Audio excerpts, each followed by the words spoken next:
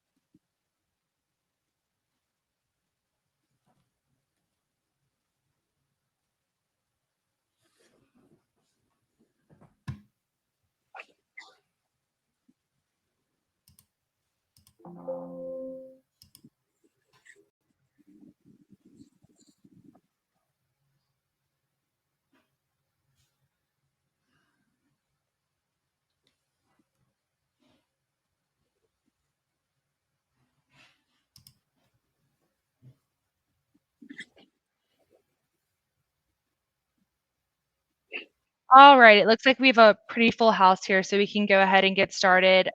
Chad or Brian, can you confirm that you can see my screen? Confirmed. Yeah. Awesome. Okay, so I will quickly go through a few housekeeping slides before we intro our presenters today.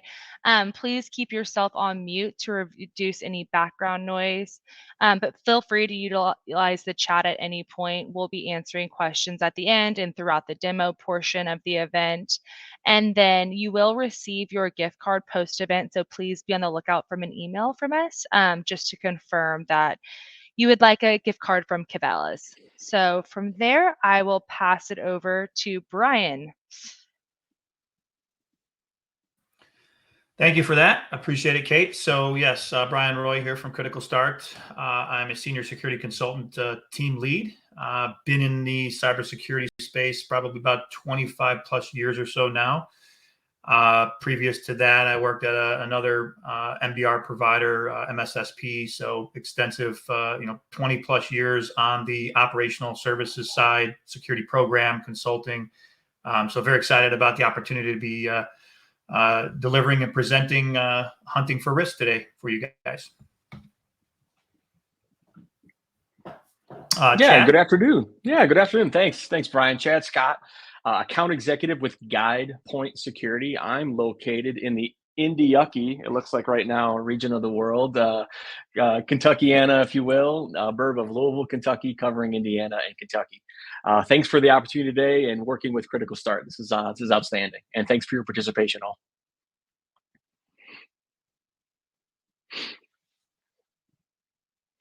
So we'll roll right to me. We're going to do a quick overview for the individuals that don't know anything about Guide Point Security.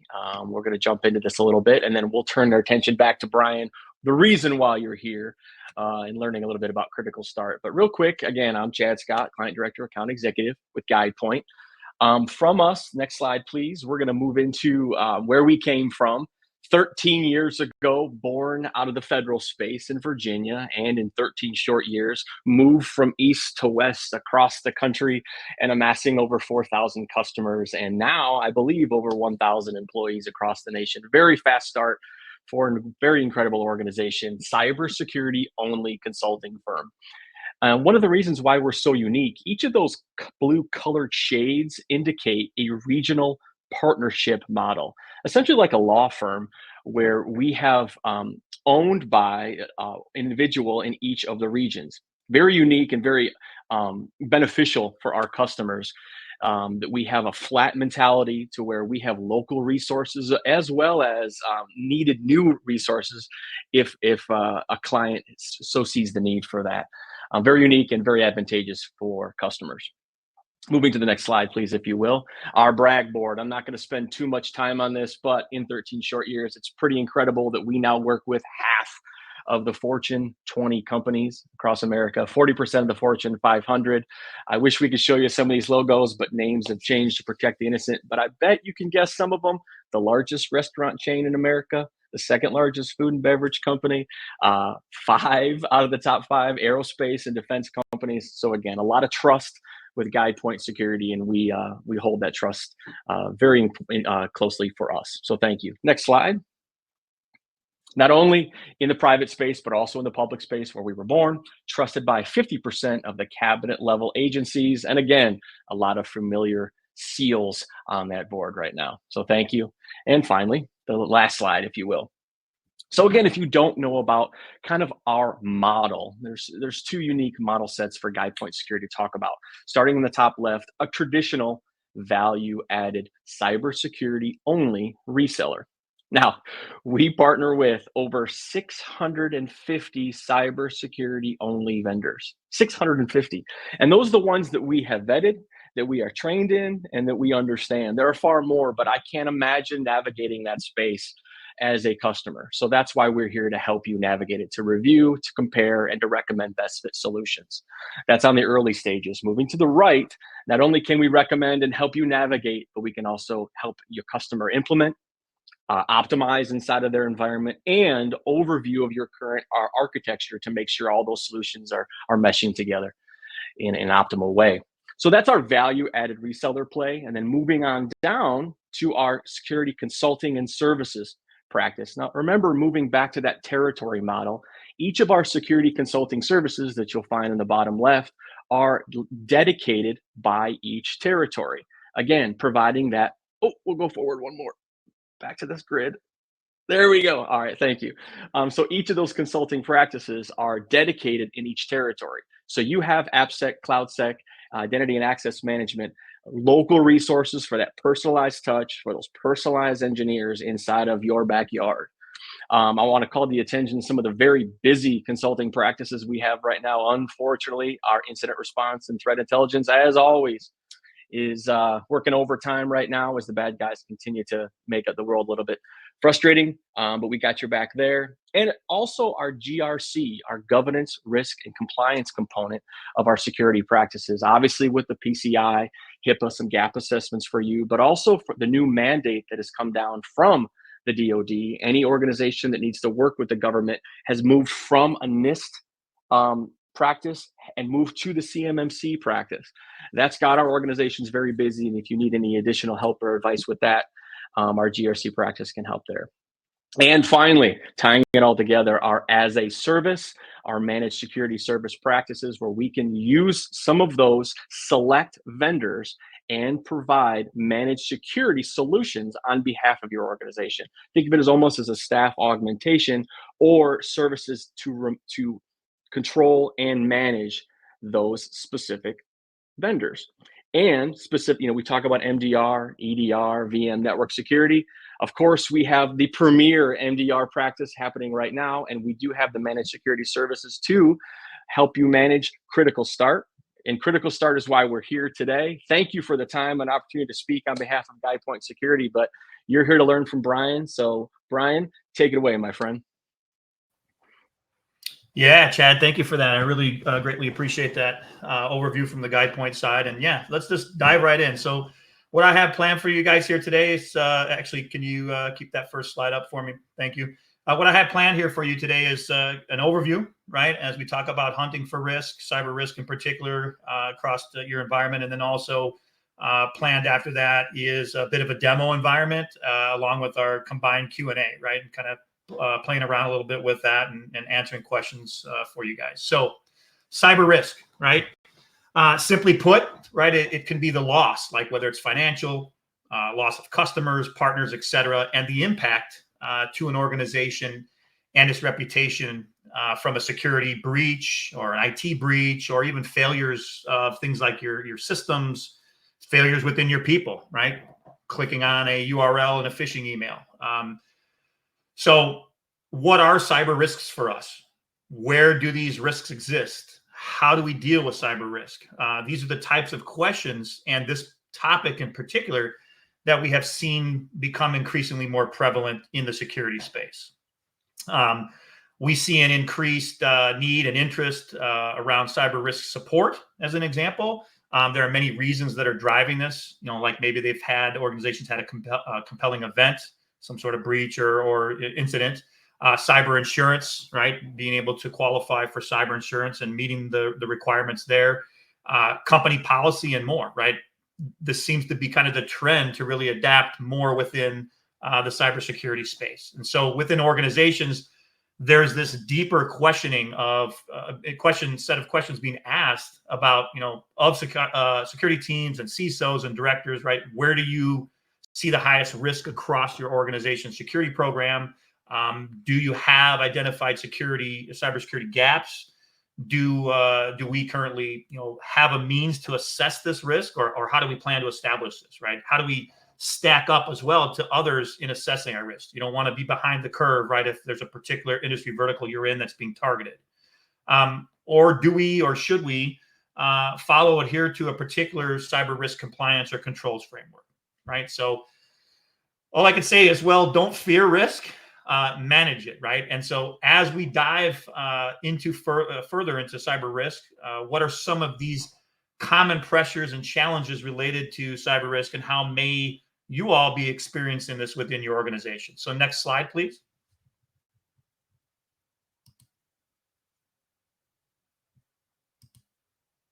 All right. So in our conversations across our prospects, customers, partners, even with industry analysts, really it's become very apparent that security teams are being pressured, right, from the top down, from CEO level, the board, to really assess, identify, and understand and manage cyber risk for their organizations. For example, right, just picking some information out there, according to the PwC's annual global CEO survey done, I think, third quarter last year, 49% of CEOs see cyber risk as the number one threat to their business growth in the next 12 plus months, ahead of things like global health, economic, unemployment, and inflation, if you will. So what are cybersecurity teams really looking for to help them in response to these questions from leadership? They want the ability to be able to answer and provide metrics behind the many cyber risks they are being asked about, like, how are we meeting risk tolerance based on what leadership has defined? Are we ensuring security budget is being spent to impact the greatest reduction in risk? How are we measuring security and controls improvements over time? Is there a defined strategy as to who will own different elements of risk? Is there a 24/7 team coverage in place, not only to address threats, right, the alerts and things that we get from the environment, but also these risks that we find in the environment, and how to close those gaps?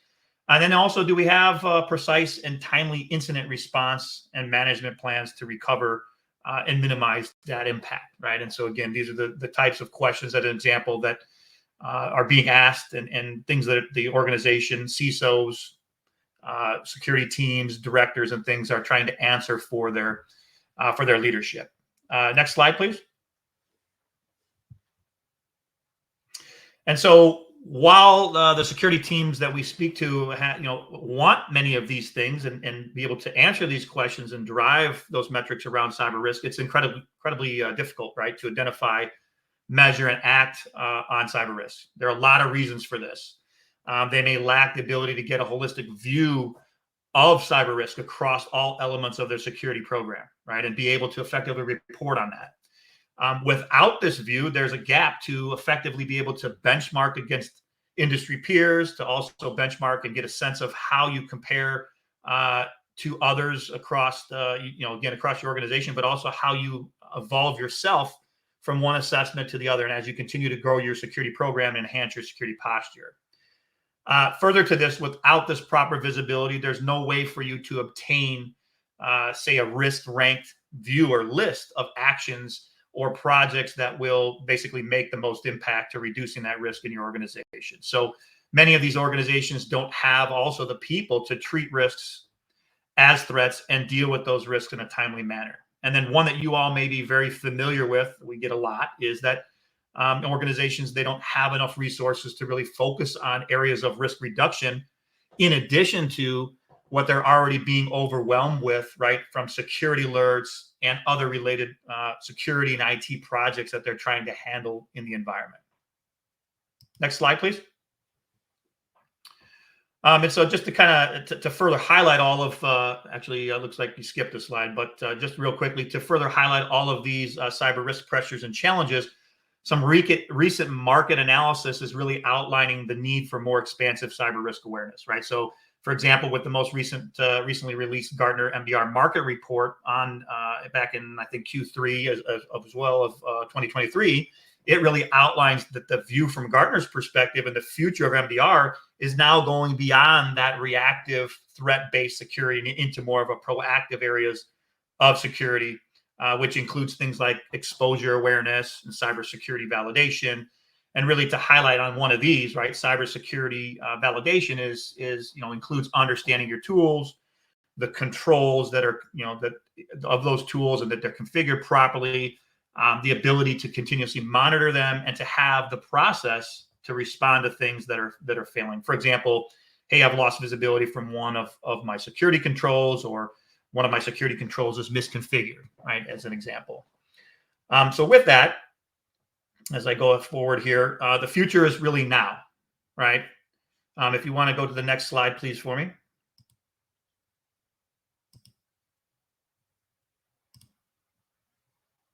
There we go. So the future is really now, right? To solve the problems with managing cyber risk, Critical Start is essentially pioneering a new evolution of MDR. We call it Managed Cyber Risk Reduction, or MCRR, to incorporate this added layer of protective controls, enabling further risk reduction on top of that leading reactive control for our MDR or detection and response across all alerts, regardless of prioritization, with the 60-minute SLA, elevated in speed of response by our industry-leading mobile SOC app. So next slide, please.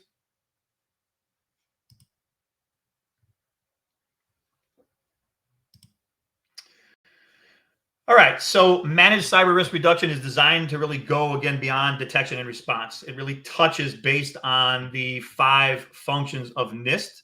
So those include identify, protect, detect, respond, and recover. So when we look at identify as an example, that's really focused on identifying the total and all the critical assets across your environment, right, that require protection. And so how do you, answering the question of how do you currently identify assets, right? And so bringing to bear things like CMDB augmentation, asset or device, inventory visibility, and also the methods in providing those types of services and visibility into things like license reclamation, right? Maybe you don't need X number of licenses for your endpoints because you only have X number of that you need to have license for, right? And have a good way of tracking an inventory where it's installed and understanding what's happening there as well. Protect itself is really focused on having the proper security controls in place and that they're operating as expected, right? And so answering a question like, are you able to identify endpoints that are not running a sensor, or when a log source from your SIEM stops sending, right, into that tool set itself? And so here with things like endpoint and SIEM gap coverage, right, we're providing visibility into hey, we've got X number of endpoints in our environment, but we only see that 75% of those, as an example, are covered by our endpoint EDR agent, right? And a quick story on this, in a previous life at the other MDR organization before Critical Start that I worked for, we had a customer come to us looking for MDR services. They had a compelling event. They actually were attacked by ransomware. This is a very large global snack food manufacturer, and their largest revenue snack food manufacturing facility was breached.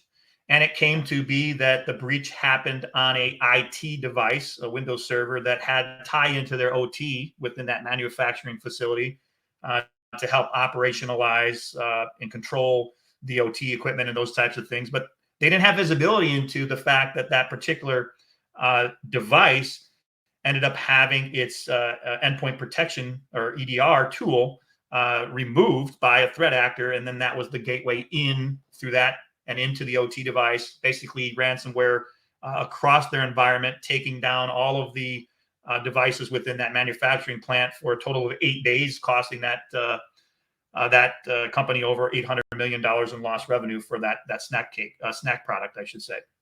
So again, highlighting the risk there, right, from being able to understand and protect and make sure that you have those controls and that they're running properly in the environment.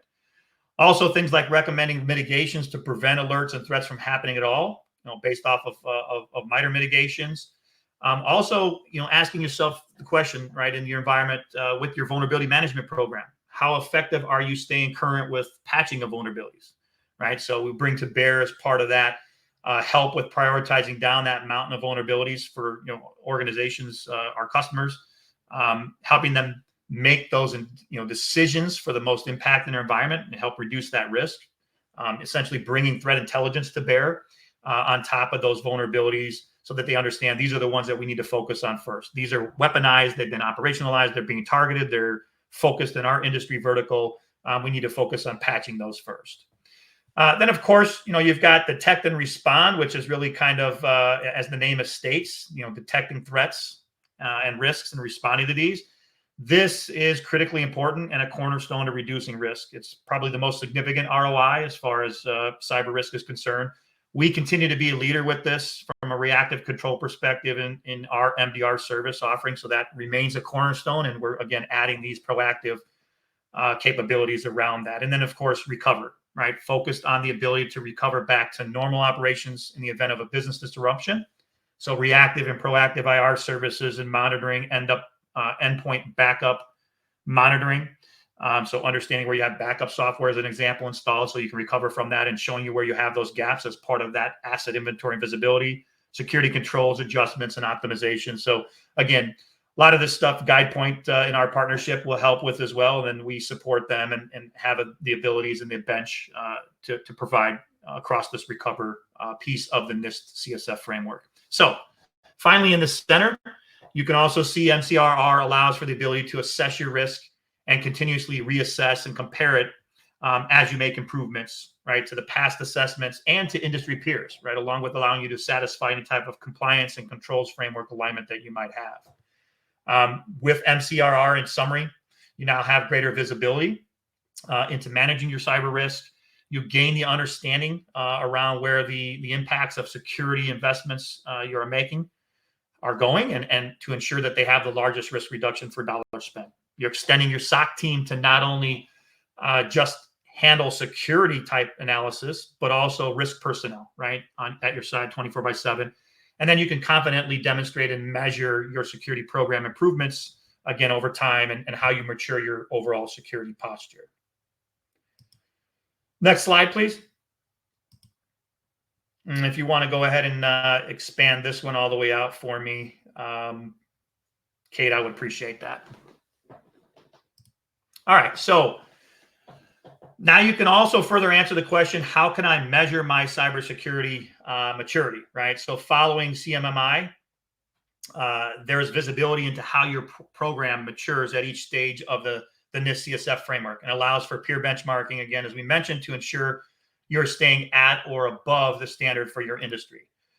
So over time, right, there's this kind of continuous risk monitoring and validation that helps ensure and measure that measures are in place, right, and that are functioning, things are functioning as intended to mitigate risk. So there's this enablement kind of a strategic risk-based approach to security that provides quantifiable metrics and demonstrates improvements over time. And so, for example, looking at this this deck here, things like risk rank recommendations, MITRE mitigation recommendations, being able to conduct regular risk assessments and again, compare yourself across the board. And then it's showing you very pointedly, right, if you put those recommendations in place, where you're at from a maturity perspective and where it's going to take you. And then, of course, comparing that against the maturity of peers in your industry. So one of the things that we do here too, guys, is that guys and gals, is we have over 1,600 or so customers in from our customer base, but also through a third party that we went out to, and we actually had them go through our quick start assessment, right? So that we now have an extensive baseline to do that peer benchmarking for you under our risk assessments services and along with the umbrella type services around that MDR service offering. All right. Next slide for me, please, Kate. I want to go ahead and expand that all the way out. There you go. All right. Let me make sure. All right. So speaking of those risk rank recommendations, there is now a mechanism to, again, obtain this detail pertaining to your overall environment. So very important element of our MCR offering is ability to provide immediate impact to maturity and ROI based things that you can do from a risk rank recommendation perspective. And so these rankings allow you to essentially start from from the most impactful mitigation and work your way down. And so we base this on the probability of a threat or a breach, the impact of that threat or breach happening in your environment, right? What would be that impact, along with the level of effort to implement these. If it's low level of effort, it's already in your environment, you just need to implement it based on what we're recommending. We'll stack rank that for you, right? And this gives you that confident the ability to align investments to your budget, available budget, and take these actions right now with that level of effort insight. And then, of course, as we've talked about, comparing that maturity to like organizations, you definitely don't want to lag behind your vertical, especially if they're one that's targeted. And then being able to measure those improvements over time with your overall program. So if we look at this example here on the slide on the right, you can see how conceptually from our platform, the different actions an organization may take based on their risk profile would impact risks that they might have. So it evaluates the current maturity level, again, as we talked about. What is that new maturity level? What it would be? How would that compare to peers after implementing? And again, stack ranks these recommendations. So MCRR, through this capability, really enables Critical Start to provide the greatest risk reduction per dollar spent for our customers. Next slide, please.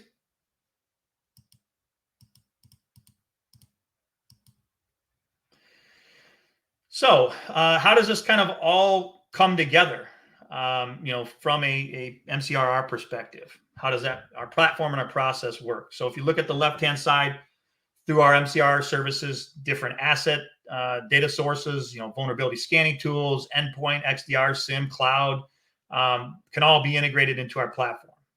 This data is essentially ingested into our cyber operations risk and response, or what we call CORE, C-O-R-R platform, where our unique technology will deliver several things. It performs posture monitoring and management. It will look for misconfigurations across for the tools, and look for gaps in assets that should be providing those protections with those tools. It will provide the capability for assessments, right, in that continuous manner, and display those results in various dashboards that we have. It will provide prioritize your vulnerabilities, or even assist in complete management of vulnerability services if needed. It will provide peer benchmarking and maturity metrics. And it provides a comprehensive inventory and ability to analyze gaps. Also, still through our core MDR, the platform is also providing that immediate analytics and response to threats. We have that zero trust engine, which weeds out roughly 99% plus of false positives, or what we call trusted behavior. There are 70,000 plus automated playbooks based on behavioral analytics that allow us to identify that trusted behavior and then take action against different events we find. We also have unique visibility and learning from millions of endpoints and various security data sources under our monitoring to understand how we should be treating these different events. And so regardless of whether it's a threat or a risk or similar, that gets forwarded to our risk and security operations center, or what we call our RSOC team, to be reviewed and actioned on your behalf as part of our service. And again, that's the 24/4x7 365 service. So from there, we will perform further investigation. And in some cases, depending on the rules of engagement with you and what you authorize from a customer side, we'll respond on your behalf. In other cases where we're not authorized, we would escalate that with full information, detail, summary, recommendations on what you need to do next as part of that offering, part of that response to that particular threat or risk. All right, and then one more slide here. All right, so that wraps up the overview that I wanted to carry over for you for hunting for risk. if you're digesting all this, you're trying to decide where to get started with identifying your cyber risk. One thing that may be a benefit for you, we will be sending out to you a follow-up email in the next few weeks, inviting you to utilize our free quick start assessment to be able to get quantifiable insights and benchmarking into this equation, right? So be on the lookout for that. It could be a great way to kind of help you guys get started in looking at cybersecurity risk and where you may have gaps and things that you want to start to address.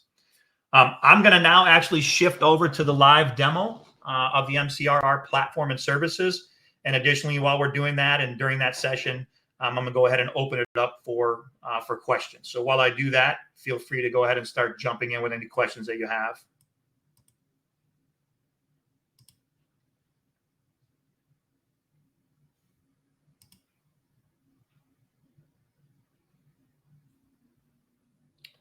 Make sure I have the right screens up here.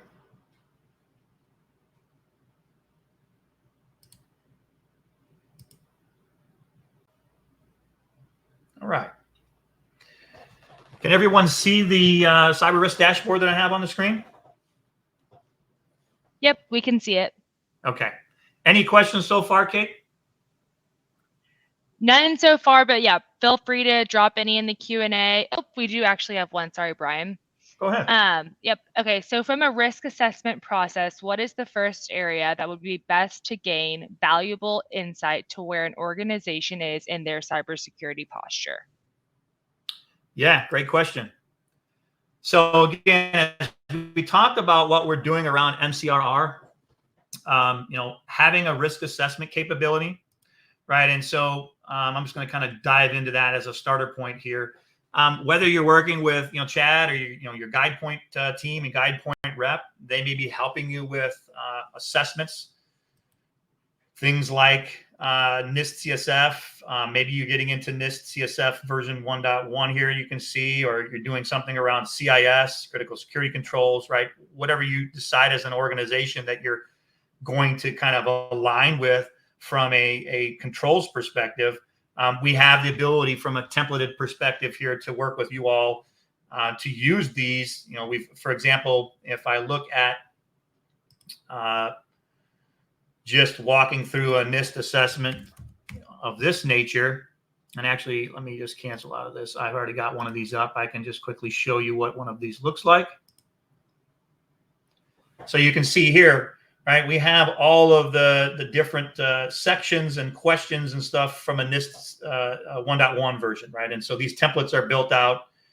You can work with, again, the GuidePoint side of the house. They're driving this assessment potentially with you guys and working this. Maybe you have a third party, whatever, you're doing self-assessment. You can walk through and answer these questions. You can add comments to these questions. You can even add attachments, right? So providing the proof that we meet this particular control requirement can all be documented here in our risk assessments, risk essentials platform and services. Now, to answer your question about, where else could we get started? Maybe you're not, haven't picked a risk assessment platform. You're not sure where to get started. We do have, again, our free quick start assessment here. Again, we're going to be sending out information to you so you can essentially get tied into that and be able to pull that up. And what one of those looks like, I've got a recent one here that I just went through today. This is a based off the NIST CSF framework and kind of pulling a few other elements from some of the other expanded frameworks from controls perspective. We've kind of boiled this down into a 15 question, very quantifiable. So for example, does your organization have a risk management strategy, and do you regularly conduct risk assessments to identify and evaluate risks to your infrastructure and assets? And so here are the different low, medium, high that you would select. In this case, I've selected low in this example, but it's really looking for very specific, right? We have no formal risk management processes or strategies. There's no risk assessments, or major risk assessments is only completed after security incident, right? And so you would pick and set your level of what you're doing for these. There is going to be questions in here about data encryption. There's going to be questions in here about, vulnerability management programs and how extensive you have from a vulnerability management program itself.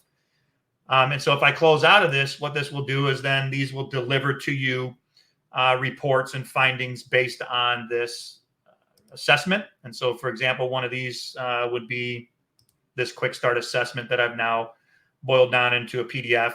You can go out and pull this and take a look at, where you rank in these different stages, how you compare to the different layers of maturity. It's going to give you recommendations here as well on what you need to do, along with back in the actual tool itself. When we look at your dashboard, it's going to give you comparisons. So you can look at, hey, I just did this assessment in January. I want to compare it to what I did back in October for my quarterly. And then it's going to also provide you this prioritized risk action improvement list as well, right? So this is all going to give you a very good baseline as to where are risks that are identified in my environment. How do I start to prioritize these types of things and shore up and mature my program, right? Conduct ad hoc business impact analysis and perform analysis for compliance yearly, right? It's making these suggestions of these different types of controls and things that you need to implement into your environment for overall, extensive cybersecurity risk posturing. Does that help? Were there did that help address the question? Any follow-on questions from that? Yeah, we have a couple more questions that came in, Brian. Sure. So I'll read the first. What forms of automation does this platform contain? What types of playbooks do you employ or have the ability to customize playbook? Playbooks. Yep, no worries. So in our platform, what we're doing around MDR, so the managed detection and response side, when we talk about playbooks, we're creating, let me just show you. We're creating playbooks that are really looking at behaviors, right? So an event comes in, we see particular behaviors from a human investigation. We look at that event, we analyze that with our SOC team. Once a human can determine that this is essentially trusted behavior, that's where we have the ability to create that playbook into the environment, right? So this is an example of kind of an extensive playbook where we're looking at, BMC client management agent is reading config files. It was built off of this particular alert that we saw in a client environment. We would show you that if it's specific to your organization. If it's a global playbook that we've built and applied to your environment, you wouldn't see that. But then you can go in here and actually see why this playbook was built, right? What type of behavior is this looking to resolve as trusted or known good, and who created it and who built it, who put it into production, who reviewed it from 2 layers of integrity check perspective. And then you can also see we're looking for event ID to match this, event sub ID to match this, parent command line has to match this, parent user, object user. We can say optional fields. We can also do advanced actions like grab information from tool sets in your environment, your EDR tool, your SIM environment, your XDR tools, and match on other parameters from that, like entity behaviors or maybe particular executable. We're looking for signer and signing authority. We can put timeframes around that. So again, there's very granular capability to be able to build out these playbooks and filters, not only to match, but also to do things like contain or put them against a list if we want to apply them to a whole group of users in your environment. We can do regex type commands. And so our playbooking here is essentially, to answer your question, all about really taking that human investigation, automating it into our platform in the form of a playbook. Now we can apply that to every event that comes in after that and resolve false positives at scale, or what we call known good behaviors. Now, we also can help, from a managed SIM side of the house, if you wanted to develop workbooks and playbooks, for your own personal use from a security perspective, any type of custom dashboards and reporting and things of that nature, that also can be developed under that type of an offering. Any other questions on that? Did that help? I just want to make sure that we were able to address that one before we move on to the next question.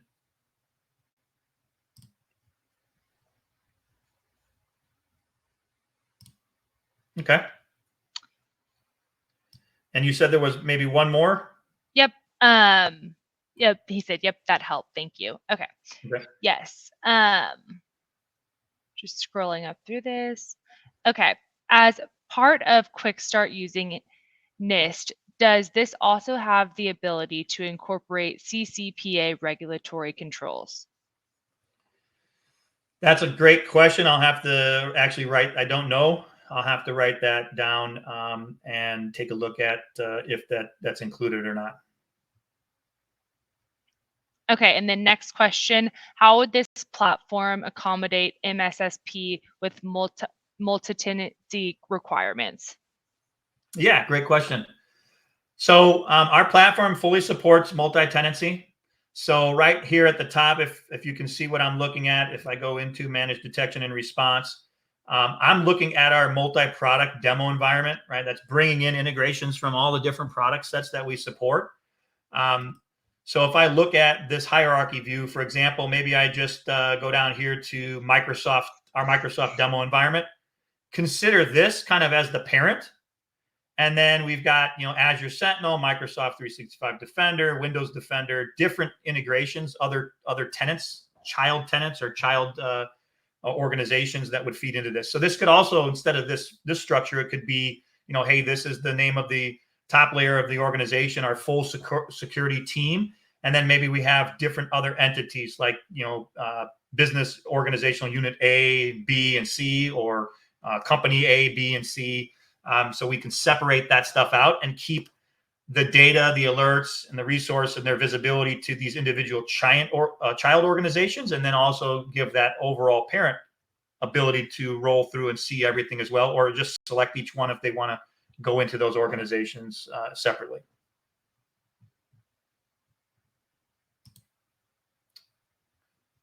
Hopefully that helped.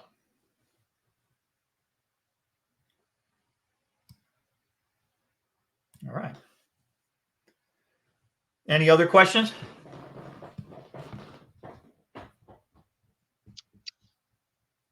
Nope, you're good to keep moving through. Okay.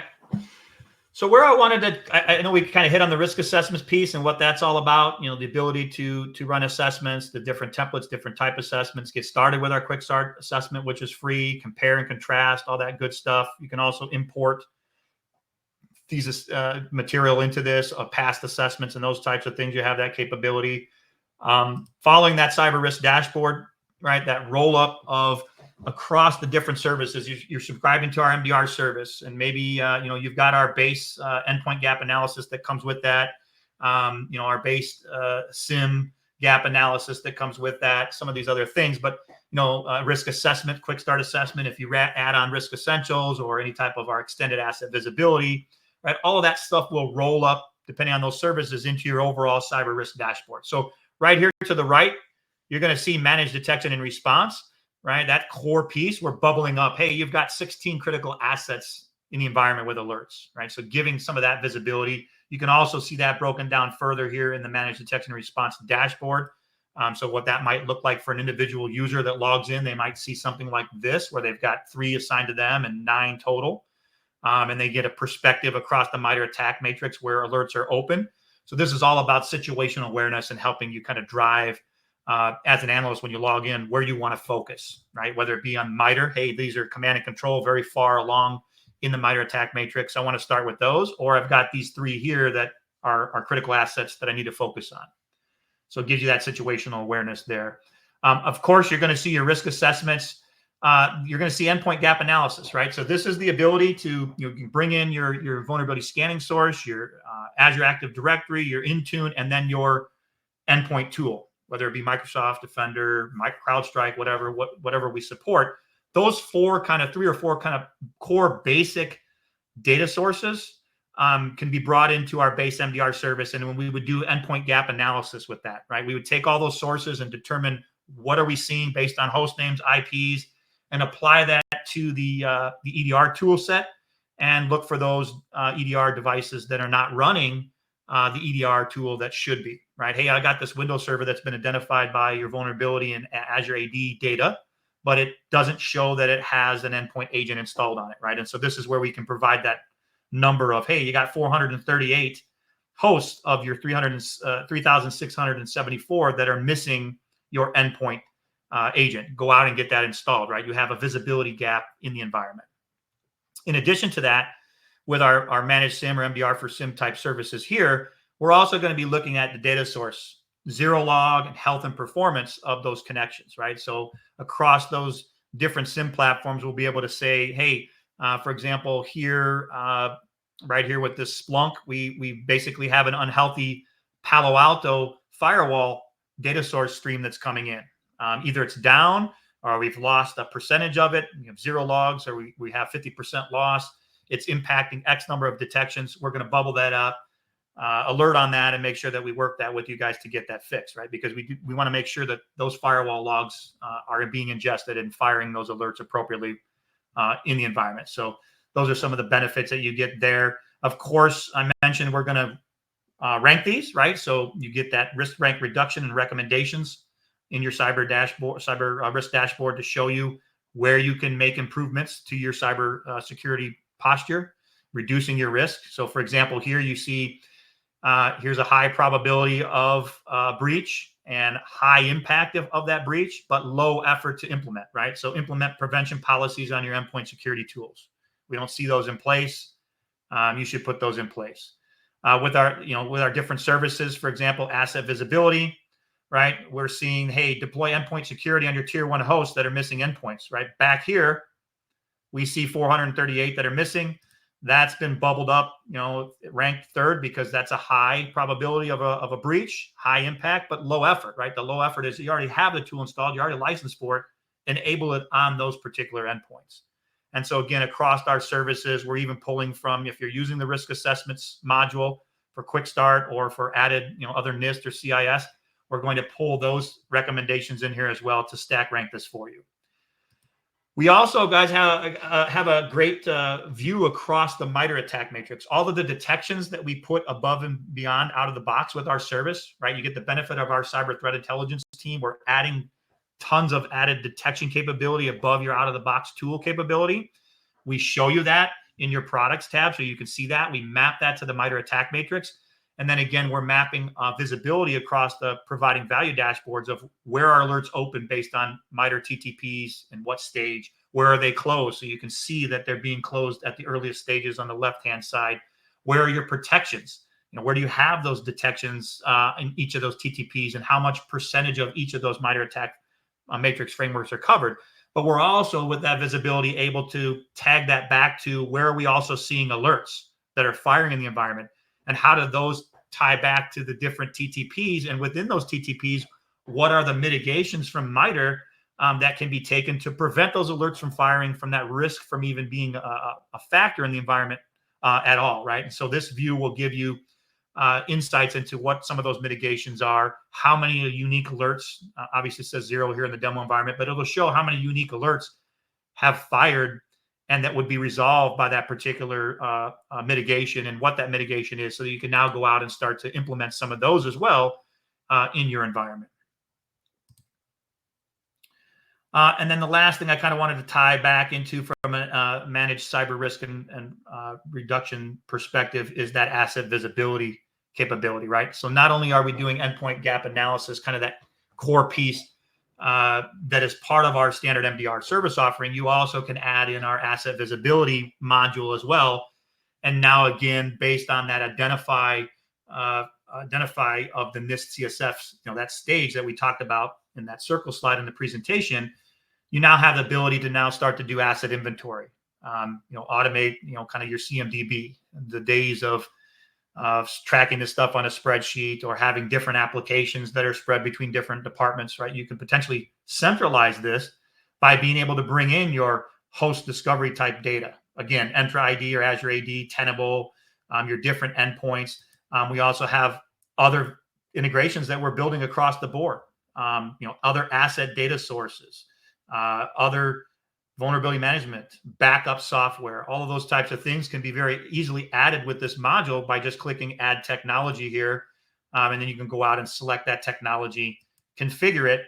And now that pulls into here as part of that asset visibility, where we're going to be able to take all that data, consolidate that. Hey, how many different hosts do we see? And then deduplicate that based on IPs, host names, domain names, MAC addresses, right? All those unique identifiers, to give you a detail of what are all those unique hosts in the environment.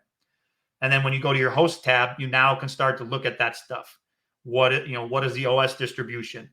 We bring in criticality, right? So we add tier 0 here to account for like root CAs and domain controllers and keys to the kingdom type data sources. So you can start to now look at your assets here individually as to, what all from these tool sets, how they've each been identified, what prioritization has been pulled in and classified from our model. Eventually, this is going to be pulled directly from the tool that we're integrating with, but you also have the option to change these and customize that.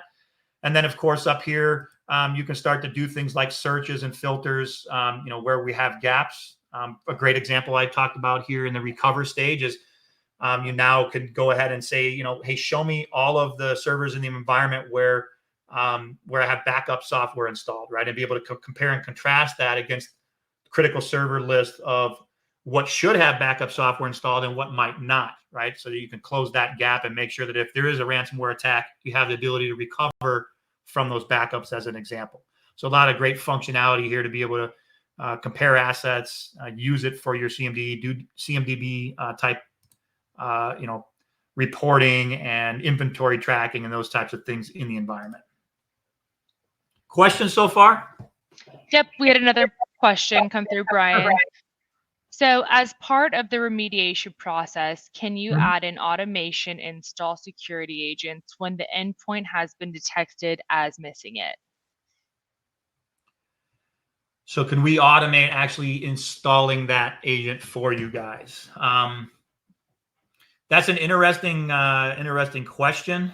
At current state, when we find these particular gaps, there's not, we would identify that to you and give you guys that material to go out and actually install that stuff yourself.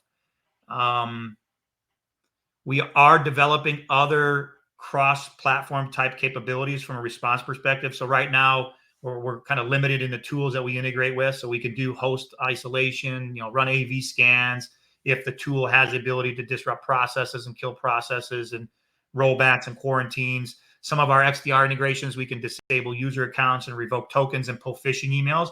But we are starting to explore the ability to go further in the client environment, like adding a block rule or something like that to a firewall, or modifying at the tool set. So this could fall under that, where we're actually going out, and one of the actions via API would be to enable the agent, or to have the agent installed. Just depends on what tool set and how that's configured.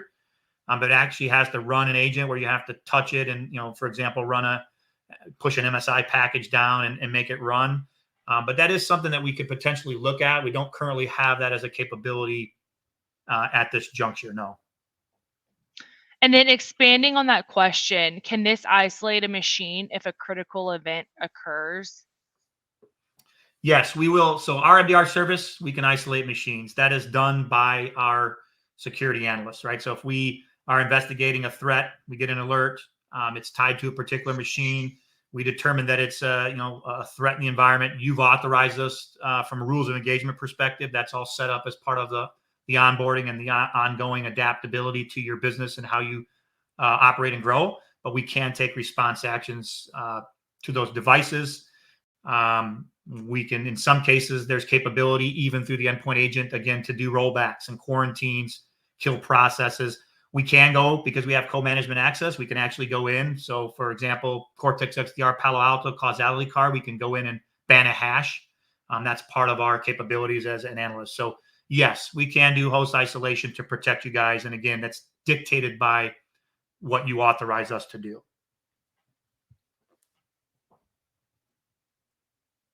Any other questions?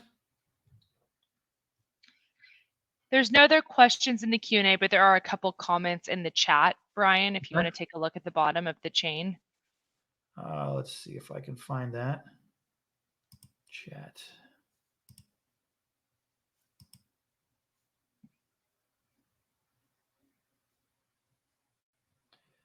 Let me see. So I see proactivity at 3 a.m. instead of reactivity at 9 a.m. I'm not sure what that means, Chris.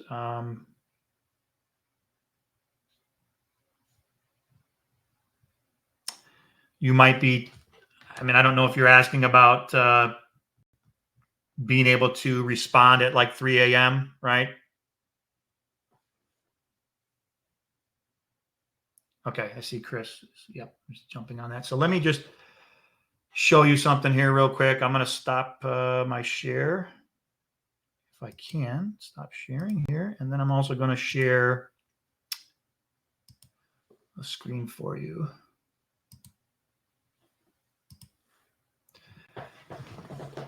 So yes, to answer your question, Chris, everything that I showed you guys that I just walked through in that demo environment, that's our transparent portal. It's a single portal, right? Our analyst and your analyst would work from that alike. You have all the same transparent visibility to everything that we're doing, we're touching. You have, matter of fact, you have the same capabilities. If you want to roll up your sleeve and do an investigation, partake in that. If you want to create one of those playbooks for trusted behavior, all these things you have access to. To answer your question, right, what do you do if it's 3 a.m.? You're fast asleep, you're on call, or you're responsible for things in your environment. All of this transparency, we have a complete mimic in a industry's only leading fully functional mobile SOC app, right? And so right there from the nightstand, let's say you get a phone buzzes, you pick that up. I'm just going to use this first example here. You have a push notification. Hey, I've got an alert from Critical Start right there on your phone. You pop into that. Obviously, you would assume you're logged in. You might have to log into the mobile app, but if you are logged in, it's going to pop right into what is that alert. And so you'll see something similar to this. Hey, I've got this suspicious URL that was clicked on this particular host. It's coming from my Defender for Endpoint tool. Typically here, we're going to have a criticality and a categorization of what that alert is that's relevant to your organization. But the first thing you want to do is, hey, I'm going to click into these comments and see what's happening here. And so this is very common. We're going to provide a prioritization relevant to your organization. We're going to escalate this over with a full write-up on everything that we observed. Hey, we've got this suspicious URL that was clicked on this host, by this user. Here's the URL. We've got some open source intelligence that we've already pulled. Here's some additional information that we've already gleaned from our investigation. What's the risk to you if you don't take action? What do we recommend that you do? There may be notes in here, right down here at the bottom. We've already isolated this host because we're able to and authorized. You can see some other interaction as well here. So again, everything is tracked here as to what we're doing, what we're touching. Any of your team members that would be working on this right here is indicative of, hey, I've sent this over for technical service sessions, password resets, and machines are being addressed. So again, you can work this very easily right here from your phone without even leaving your bed, right? And you can look at the trigger event itself if you wanted to go in and say, hey, everything that Critical Start's telling me, I agree with, but I want to just dig in and look at the event a little bit myself, do a quick assessment of what's happening. Here it is, right? You see that event from the actual tool set itself. And you can use those API calls too to do further investigation. If we're not authorized to take response actions here, like for example, we didn't isolate this host as we documented here because it's a critical server. You could do that as well, right, from those tabs, right, from these trigger events, and be able to isolate this host out. So again, a lot of great functionality for you guys to do that after hours. And I think that might have helped from your response, Chris. That might have helped, address that. No worries. All right. Any other questions that we have out there?